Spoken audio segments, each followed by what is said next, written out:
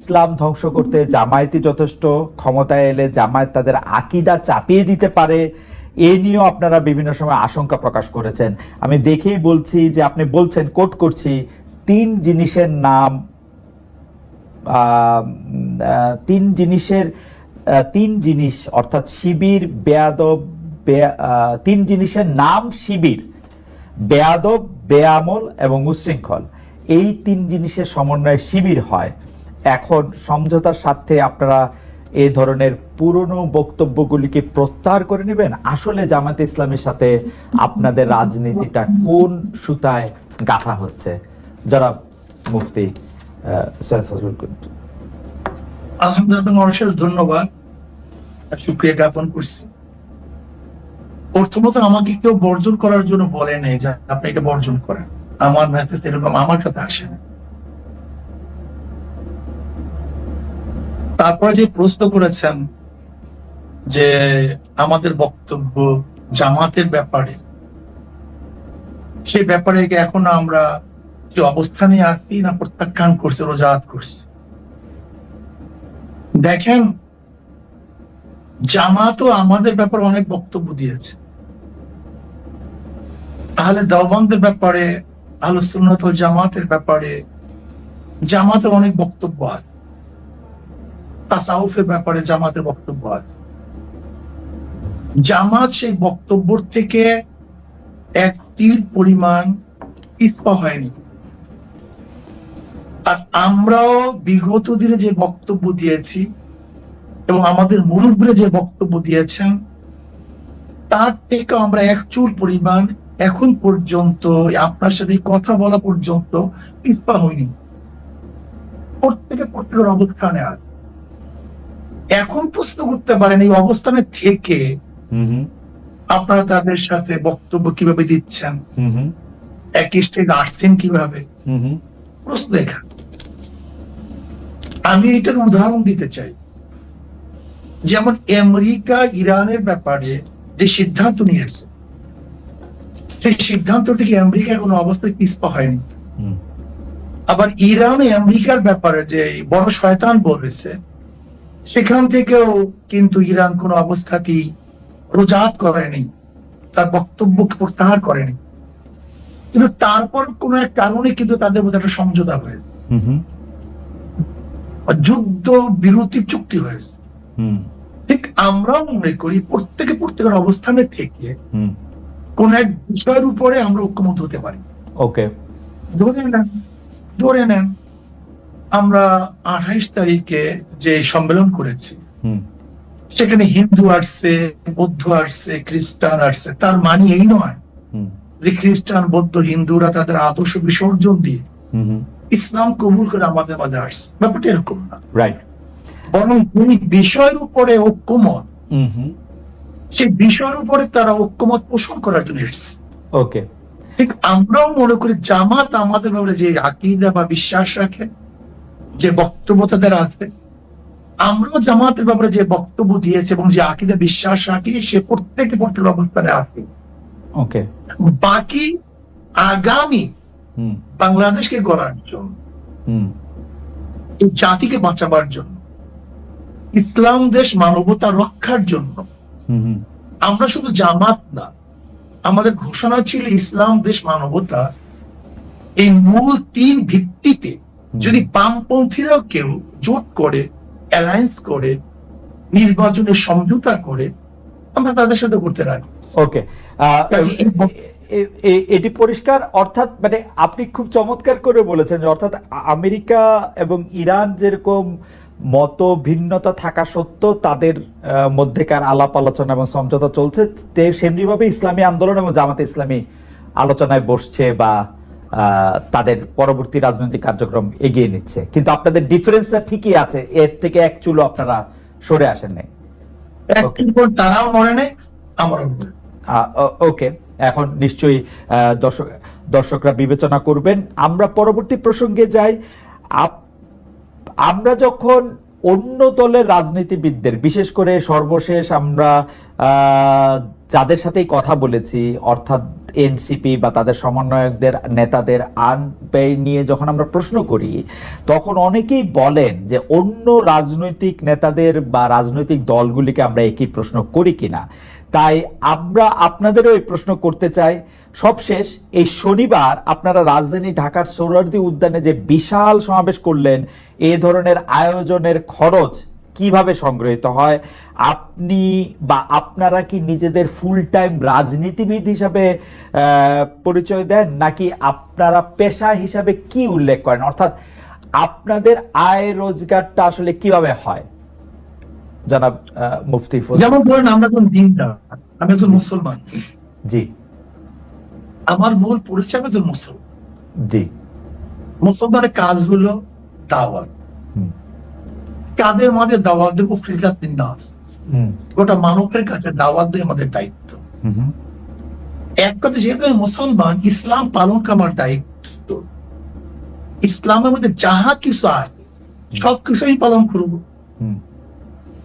নামাজ আছে, রোজা আছে, হজ আছে, যাকাত আছে, কলেমা আছে, ইসলামকে প্রতিষ্ঠিত করার ব্যবস্থা আছে, মানুষকে সেবা করা, অন্যার মোকাবেলা করা, ন্যায়কে প্রতিষ্ঠিত করা। অর্থাৎ ইসলামের মধ্যে যতগুলি কাজ আছে সমস্ত কাজগুলি আঞ্জাম দেয় একজন মুসলমানের কাজ। সেই হিসাবে আপনি আমাকে মুসলমান বলতে পারেন। মুসলমানদের মধ্যে ব্যবসা আছে, বাণিজ্য আছে। যেমন আমি একজন ব্যবসায়ী, আমার ফাইজান কোম্পানি আছে, আমার নিজের বিক্রি আছে। আমি ব্যবসায় কিছু সময় দিই, আমার সময়কে আমি পাঠ করি, ভাগ করে নিই। আমি আমার পরিবারের জন্য একটা সময় নির্ধারণ করি, আমি ব্যবসার জন্য কিছু সময় নির্ধারণ করি। অধিকাংশ সময় আমাদের দাওয়াতি কাজে ব্যস্ত হয়, দাওয়াতি কাজে থাকে। সারা বছর আমাদের সারা বছর প্রতিদিন আমাদের সময়সূচি বের হয় যে আজকে কোথায় থাকবো, কালকে কোথায় থাকবো, এমনকি কোন ঘন্টায় কোন সময় থেকে কোন সময় আমরা কোন জায়গায় থাকবো, এটা সবাই আমাদের জানে। মানে আপনি আমাকে একজন মুসলমান মনে করতে পারেন, আর মুসলমানের যে দায়িত্বগুলি সেই দায়িত্বগুলি পালন করার একজন ব্যক্তি হিসেবে আমাকে চিহ্নিত করতে পারেন।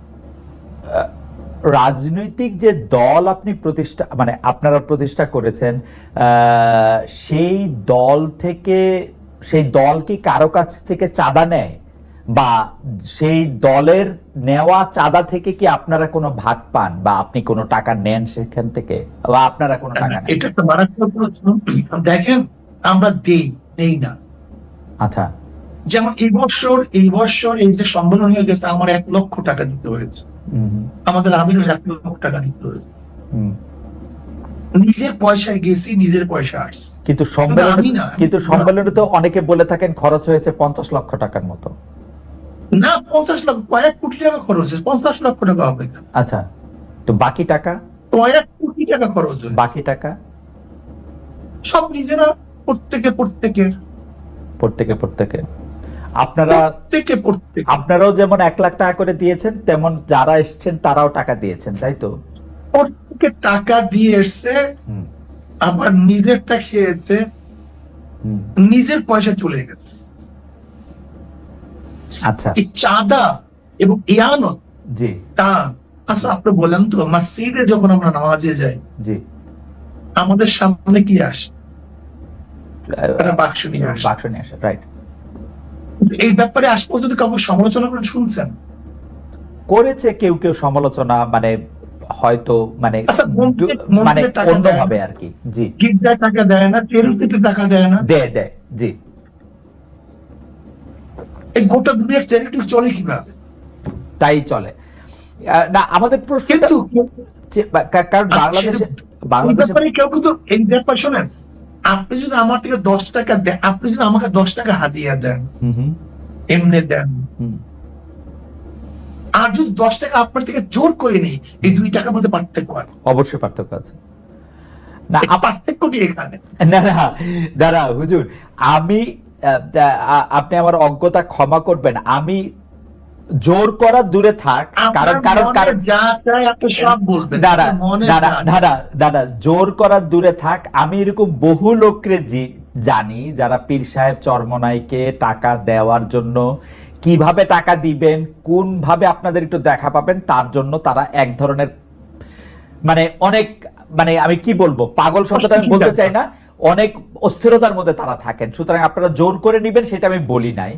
আমি শুধু জানতে চেয়েছি যে এই ভক্তরা বা যারা আপনাদের অনুসারী তারা যে টাকা দেয় সেইখান থেকে আপনারা কোনো টাকা নেন কিনা, সে পার্টির প্রধান হিসাবে ব্যক্তিগত একটা ব্যক্তিগত একটা দল।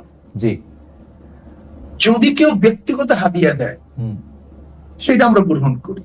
আচ্ছা, কিন্তু মাদ্রাসা মসজিদ সংগঠনের জন্য যে চাঁদা তোলা হয় সেই টাকার মধ্যে আমাদের মধ্যে আসমান জমিন ফরক বিশাল হওয়া। ওকে, মানে যে টাকাটা যে টাকাটা আপনাদের নামে দেওয়া হয় সেইটা আপনারা নেন, যে টাকাটা মসজিদ নামে কোনো আমাদের বাক্স নেই। আচ্ছা, যে আমাদেরকে হাদিয়া দেয়, আচ্ছা, মোহাব্বত করে দেয়, আচ্ছা, যেমন সন্তান বাবাকে দেয়, ছাত্র উস্তাদকে দেয়, যেদিকে আমরা প্রেজেন্টেশন বলি, তোহফা বলি, হাদিয়া বলি, এই শব্দগুলি ভিন্ন।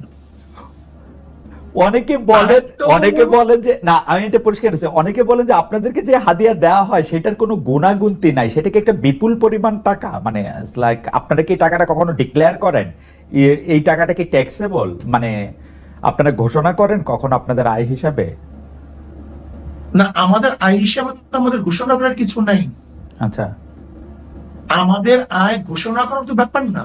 ওকে, যদি এইটা ঘোষণা করার প্রয়োজন থাকতো তাহলে আমরা ঘোষণা করতাম। আচ্ছা, আমাদের যেরকম আয় আছে সেরকম ব্যয় আছে। ওকে, আমাদের খরচও সেইভাবে আছে। ওকে, এখন আমার প্রশ্ন হলো যে আপনাকে যদি কেউ হাদিয়া দেয় সেটাকে সরকারকে জানাতে হবে কিনা, ধরে নেন অল অফ বা আপনাকে জানাতে হবে কিনা। ওকে, আমি এই ব্যাপারে পরিষ্কার। আমরা এখানে আরেকটা কথা বলি, এই যে চরমোনাই মাহফিল হয়, জি, এই চরমোনাই মাহফিলের সমস্ত খরচ মাহফিলের মাদ্রাসার সমস্ত আয়ু মাদ্রাসার, এখান থেকে আচ্ছা সব মাদ্রাসা। ওকে, এখান থেকে আমাদের এক পয়সা কানা করি আমরা নেইও না, বরং কোনো সন্দেহ যদি হয় সেটা মাদ্রাসা আমরা দান করি। আচ্ছা, এনসিপি নেতা জনাব হাসনাত আব্দুল্লাহর আহ্বানে সাড়া দিয়ে আপনারা আওয়ামী লীগ নিষিদ্ধের আমলে মানে আন্দোলনে যমুনা ও শাহবাগে গিয়েছিলেন, সেখানে হাত পাকা হাতে অনেককে আমরা দেখেছি। সরকার আওয়ামী লীগের কার্যক্রম নিষিদ্ধও করেছে, কিন্তু এরপর থেকে সোশ্যাল মিডিয়ায় অনেকে আলোচনা করছেন, আমাদের ঘোষণায় অনেকে মন্তব্য করেছেন ইসলামী আন্দোলন বাংলাদেশ গত 15 বছরের সুবিধাভোগী, অর্থাৎ আপনারা গত 15 বছরে সুবিধা নিয়েছেন, বিএনপি জামাত বর্জন করেছে, এমন কিছু স্থানীয় নির্বাচনে আপনারা অংশ নিয়েছেন। আপনাদের অনুষ্ঠানে সাবেক তথ্যমন্ত্রী, যাকে আসলে নানা মানে পররাষ্ট্রমন্ত্রীও বটে, যাকে নানা অভিধায় অভিহিত করা হয়, সেই ডক্টর হাসান মাহমুদের মতো প্রভাবশালী বিতর্কিত আওয়ামী লীগ নেতার পুরনো ভিডিও এখনো আমরা দেখতে পাচ্ছি, যেখানে তারা আপনাদের সঙ্গে বসে আছেন। কেউ কেউ এমন মন্তব্য করছেন যখন যারা ক্ষমতায় থাকে আপনারা তাদের সঙ্গে তাল মিলিয়ে চলেন। একটু আপনার মন্তব্য শুনবো। এইটা ভুল বলছেন, যখন যারা ক্ষমতায় থাকে ইসলামী আন্দোলন তাদের সমস্ত সমস্যাগুলি দুর্নীতিগুলি তুলে ধরে, এইটা বলতে পারেন। আচ্ছা, আপনি দেখেছেন সেখানে শুধু হাসান মাহমুদকে, সেখানে কি বুলু সাহেবকে দেখেন নাই? দেখছি, আমার পাশে দেখছি, তো সেটা বললেন না কেন? না, বুলু সাহেবকেও দেখছি, হাসান আমার স্বরাষ্ট্রমন্ত্রীর সাথে স্বরাষ্ট্রের সাথে। জি, আপনি বলেন, আপনি শেষ করেন, তারপর বলবো। আমি শেষ করি। আপনার হাসান মাহমুদ সাহেবের সাথে আমার বক্তব্য এসে আমাদেরকে বসতে দেখছেন, কিন্তু তারপরে আমরা যখন বক্তব্য দিয়েছি তখন যে এই বক্তব্য দিয়েছিলাম সেটা তো তুলে ধরলেন না। ওই একই স্টেজ আপনি দেখুন সেই বক্তব্য, যে আপনারা বিএনপি বলছেন আমরা এইটা করছি, আওয়ামী লীগ বলছেন আমরা এইটা করছি, কিন্তু কে কত দুর্নীতি করছেন সেটা তো বললেন না। ওই স্টেজে বক্তৃতা দিয়েছি, আপনি শোনেন সেই বক্তৃতা, সেই বক্তৃতা আমি বললাম সবাই আপনার বলতে। কিন্তু সায়ক, ওই বক্তব্য অনেক বেশি সুগার কোটেড, নাম্বার 1। নাম্বার 2 হচ্ছে আপনি বঙ্গবন্ধুকে নিয়ে, শেখ হাসিনাকে নিয়ে, শেখ হাসিনা যখন প্রধানমন্ত্রী ছিলেন সেই সময় যে বক্তৃতা করেছেন, এখন কি সেটা রিপিট করতে পারবেন বা রিপিট আপনি করতেছেন? শেখ হাসিনাকে নিয়ে আমি কোনো তারিফ বলে কোনো বক্তৃতা করি, শেখ হাসিনাকে নিয়ে কোনোদিন প্রশংসামূলক, বঙ্গবন্ধুকে নিয়ে, শেখ সাহেবকে নিয়ে কেন বক্তৃতা করেছি, এটা কি এখন করবেন কিনা আবার? 100 বার শোনেন, কেন করবো সেটাই বলি। আমি বললাম না আমি কোনো জিনিস রোজাত করি নাই, তো কোনো জিনিস রোজাত করিনি। ওকে, যখন শেখ সাহেবের মূর্তি টানানো হয়েছিল তখন আমি কি বক্তৃতা করেছিলাম যে 72 বছর পরে যদি লেনিনের মূর্তি ক্যারিয়ান দিয়ে তুলে সাগরে ফেলে দেয় তাহলে আজকে হোক কালকে হোক এই বুড়িগঙ্গা এই মূর্তিকে ফেলানো হবে। এই বক্তৃতা আমার, আমি শুনছি না, আমি জানি না, এবং সেইটা দেখছি। শেখ সাহেবের নিয়ে যে বক্তৃতা করেছিলাম এটা কি বলতে চেয়েছি দেখেন, শেখ সাহেবের পরিবার কিন্তু এদেশে আসছে ইসলাম প্রচার করার জন্য। আমার মূল উদ্দেশ্যটা কি ছিল? শেখ সাহেব প্রথম কেন অ্যারেস্ট হয়েছিলেন? হিন্দুদের মাধ্যমে অ্যারেস্ট হয়েছিলেন মুসলমানদের বাঁচাবার জন্য। আমি কি বলেছিলাম? শেখ সাহেব প্রথম কি রাজনীতি শুরু করেছেন? মুসলিম লীগ পাকিস্তানের পক্ষে রাজনীতি শুরু করেছিলেন। শেখ সাহেব তিনি এইটা করছেন সেইটা করছেন বলছিলাম কেন? নাস্তিকরা শেখ সাহেবকে ধর্মনিরপেক্ষ নাস্তিকপন্থী বানাবার চেষ্টা করছিল। আমি আওয়ামী লীগকে তখন স্মরণ করে দিতে চাই, মূল ভুলবেন না, এদের পরিবার ছিল ইসলামের দাওয়াতে, কিন্তু সেখান থেকে ভেঙে যদি তারা নাস্তিক হতে পারে, ধর্মনিরপেক্ষ চাপিয়ে দেয়, তার মানে নিজের সাথে সে আত্মঘাতী করছে। ওই সময় শেখ হাসিনাকেও আপনি তারিফ করেছিলেন ওই একই বক্তব্যে, আপনি একই লাইনে বলেছিলেন যে শেখ হাসিনাও সেই বাবারই উত্তরাধিকার। আমার যতদূর মনে পড়ে আমি শুনেছি, এবং তিনিও একই রকম ভালো মুসলমান, তিনি ভালো কাজ করেন।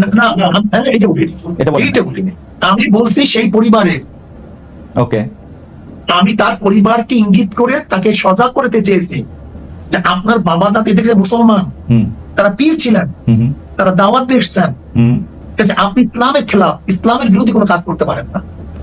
যেরকম কোন ছেলেকে কেউ যদি সতর্ক করায় তখন তার বাপ দাদার কথা বলে, তোমার বাবা এরকম ছিল, দাদা এরকম ছিল, তুমি এই কাজ করতে পারো। আমার এটি উদ্দেশ্য ছিল। কিন্তু শাহ, আপনি correct me if I am রং, আপনি কি ওই সময় সাবেক প্রধানমন্ত্রী সরকারের শেখ হাসিনার বা শেখ হাসিনা সরকারের এই 3টা খারাপ নির্বাচন, সীমাহীন দুর্নীতি, এগুলি নিয়ে আসলে কোনো এরকম একটা অবস্থান নিয়েছিলেন যেটা আপনার শক্তি দিয়ে আপনি আসলে নিতে পারতেন? আজকে আপনার যে বক্তব্য নাই, এমন কোন বক্তব্য নাই যে বক্তব্যে শেখ হাসিনা এবং তার 14 গোষ্ঠী এই মন্ত্রী পরিষদের আওয়ামী লীগের দুর্নীতি তুলে ধরি নাই, এমন কোন বক্তব্য সময় ছিল।